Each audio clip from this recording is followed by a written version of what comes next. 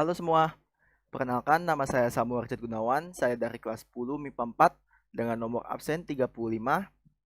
Pada video ini saya akan menjelaskan bagaimana penggunaan rumus if pada Microsoft Excel.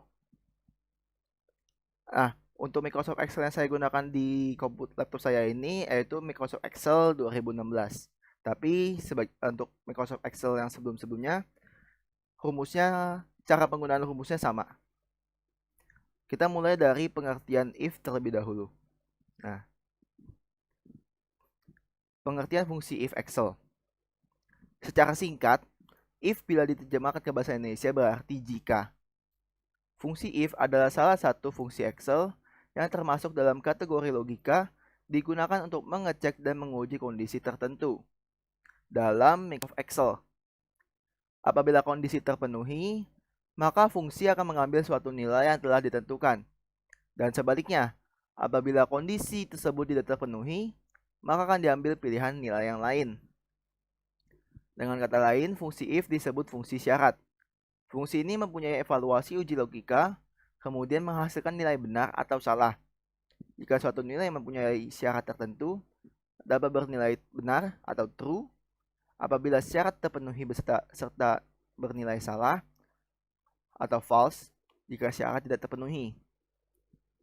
Nah, dalam uji coba fungsi if ini biasanya menyertakan operator perbandingan Excel yang seperti sama dengan, lebih dari, kecil dari, lebih dari atau sama dengan, kecil dari atau sama dengan, dan juga operator penghitungan seperti tambah, kurang, bagi, dan kali.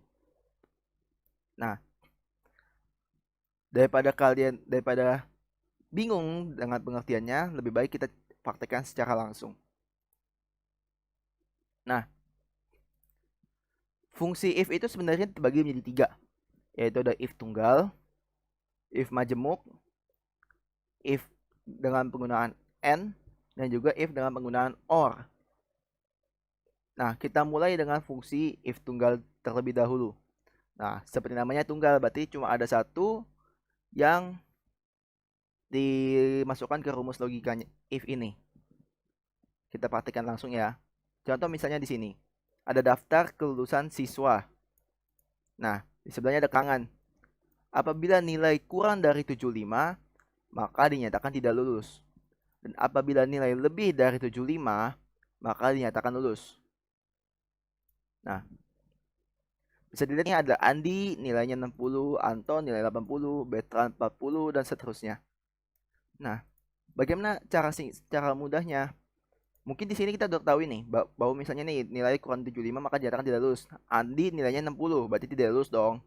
Tapi masa ya kita langsung ketik tidak lulus, kurang agresif, kurang modern.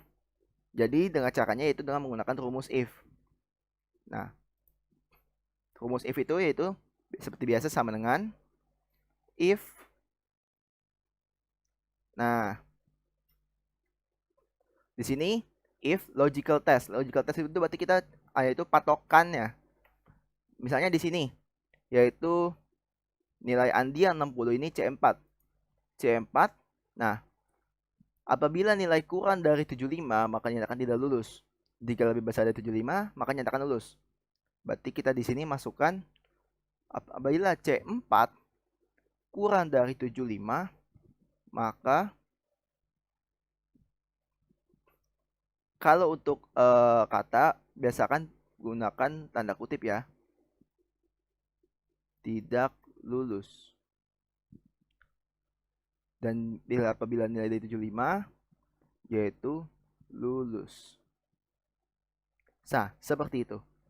Jadi apabila C4 ini kurang dari 75 maka dinyatakan tidak lulus. Nah, seperti ini. Atau kalau misalnya lebih besar dari 75 lulus. Maaf. Nah, bisa juga seperti ini rumusnya. If, seperti biasa, if C4 ini lebih besar dari 75, jadi kebalikannya. yaitu di sini lulus dan yang di sini tidak lulus. Nah, seperti itu. Nah, lalu yang seterusnya ke bawahnya rumusnya sama, cuman yang berbeda yaitu di sini kan yang Andi C4, berarti yang Anton di sini yaitu C5. Nah, kita tidak perlu langsung ketik semuanya, ketik ulang lagi, kita tinggal seperti ini. Di bagian kanan bawahnya ada seperti kotak itu, lalu kita arahkan kursor kita, nanti akan muncul tombol plus, lalu kita tinggal tekan, hold dan drag ke bawah sampai ke sini. Nah, nanti dia langsung otomatis terisi.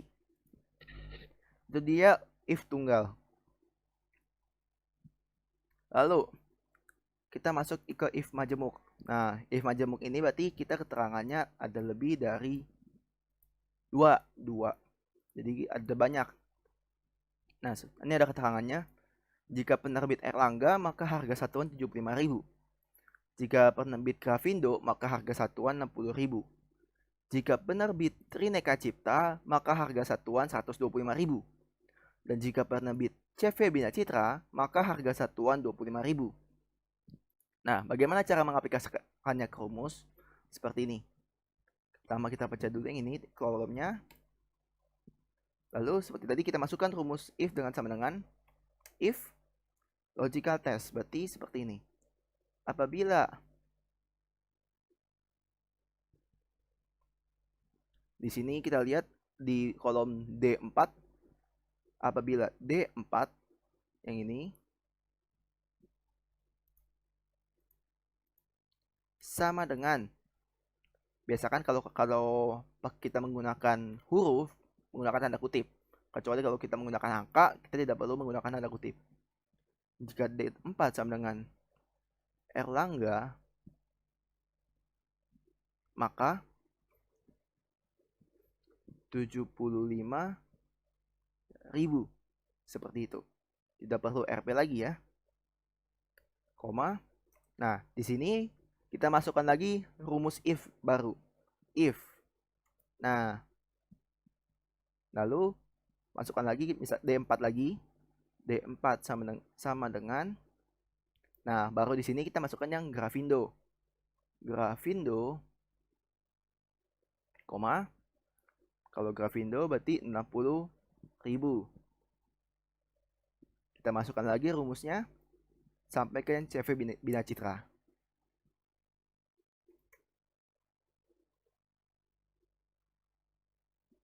Trineka Cipta, jika benar 125.000. If D4 sama dengan CV Bina Citra sama dengan 25.000. Nah, karena di sini kita ada 4 penggunaan if, maka di belakang penggunaan tutup kurungnya lebih banyak. Tinggal kita chat. Oke, langsung masuk. Seperti tulisan, seperti di keterangan Erlangga 75.000. Nah, yang seperti sama kayak tadi, kita tinggal isi, tinggal drag aja ke bawah. Boom, langsung terisi full. Grafindo 60.000, Trineka Cipta 125.000, dan CV Bina Citra 25.000. Nah, itu dia penggunaan if majemuk. Jadi ada lebih dari penggunaan satu if dalam satu kalimat rumus. Sekarang ini kita masuk ke penggunaan rumus if dengan rumus n. Nah, di sini saya ada punya daftar nama tabel yaitu daftar ketuntasan. Nah, di sini ada keterangannya. Apabila nilai pengetahuan lebih besar atau sama dengan 75 dan nilai praktikum lebih besar atau sama dengan 70, maka siswa dinyatakan tuntas. Bila sebaliknya, maka siswa dinyatakan tidak tuntas. Jadi, kita langsung praktekkan saja. Rumus if dengan n. If. Nah, di sini di logical testnya ini kita masukkan rumus n. Nah, baru Untuk yang di rumus N logical pertama, C4 yaitu nilai pengetahuan lebih besar atau sama dengan 75, dan logical kedua yaitu nilai praktikum D4 lebih besar atau sama dengan 70. Nah, di sini kita tutup kurung. Kita masuk lagi ke rumus if-nya. Di sini kita masukkan tuntas, tidak tuntas. Kita lihat. Nah, seperti itu. Nah, seperti tadi tinggal kita drag ke bawah. Nah, yang ini kenapa tidak tuntas? Karena kan nilai praktikum dia tuntas karena 70. Sedangkan nilai pengetahuan tidak tuntas. Dia minimal kan 75. Nah, kan apabila ada salah satu yang tidak tuntas, maka tetap dinyatakan tidak tuntas. Oh, seperti itu. Nah, lain halnya kalau misalnya rumus if dengan or yang akan nanti kita bahas nanti.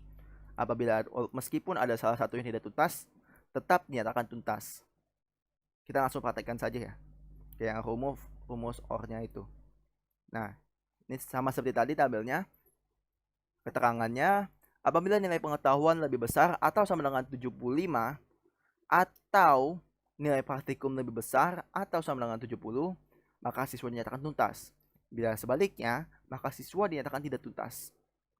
Nah, penggunaan rumusnya sama seperti yang rumus if tadi, cuma bedanya rumus if dan n tadi, cuma bedanya yang n-nya diganti sama or.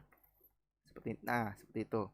Lalu kita masukkan lebih besar dengan 75, D4 lebih besar sama dengan 70. Jika benar tuntas, dan jika salah tidak tuntas. Nah, seperti itu kita drag ke bawah. Nah, yang ini kan Lucky ini nilai pengetahuan 70 tidak tuntas, nilai praktikumnya tuntas 70 nih. Nah, karena dia meskipun ada yang tidak tuntas satu, tetap dinyatakan tuntas. Kalau misalnya menggunakan rumus if dengan or. Tapi kalau menggunakan rumus if dengan n, si Lucky ini tidak tuntas. Seperti itu. Nah, itu dia sekian contoh penggunaan rumus if dari saya. Mohon maaf apabila ada kesalahan dan kekurangan. Saya pamit undur diri. Saya Samuel Richard Gunawan. Terima kasih.